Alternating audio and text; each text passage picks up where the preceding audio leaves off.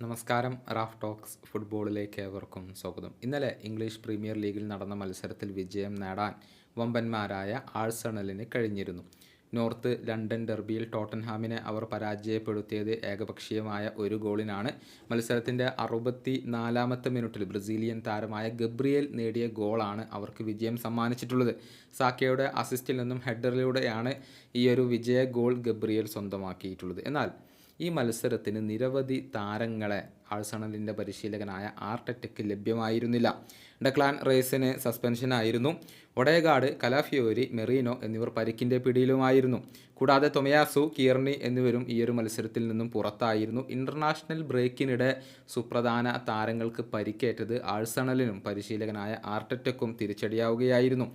ഇതേക്കുറിച്ച് ആഴ്സണൽ പരിശീലകനായ ആർട്ടറ്റ ചില കാര്യങ്ങൾ പറഞ്ഞിട്ടുണ്ട്. അതായത് ഈ ടീം തിരഞ്ഞെടുപ്പുമായി ബന്ധപ്പെട്ടുകൊണ്ട് തനിക്ക് തൻ്റെ ഉറക്കം തന്നെ നഷ്ടമായി എന്നാണ് ആർട്ടറ്റ പറഞ്ഞിട്ടുള്ളത്.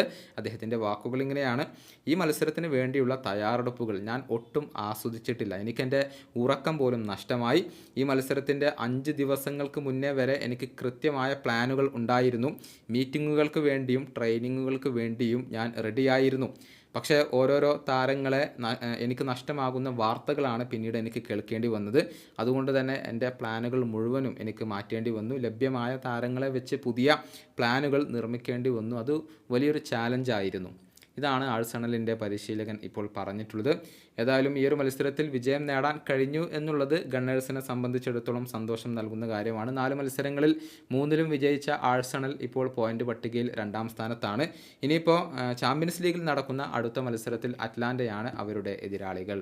ഈ വീഡിയോയുടെ അവസാനിപ്പിക്കുന്നു. ഫുട്ബോൾ ലോകത്തെ കൂടുതൽ വിശേഷങ്ങളുമായി റാഫ് ടോക്സ് കൊണ്ടുവെത്താം.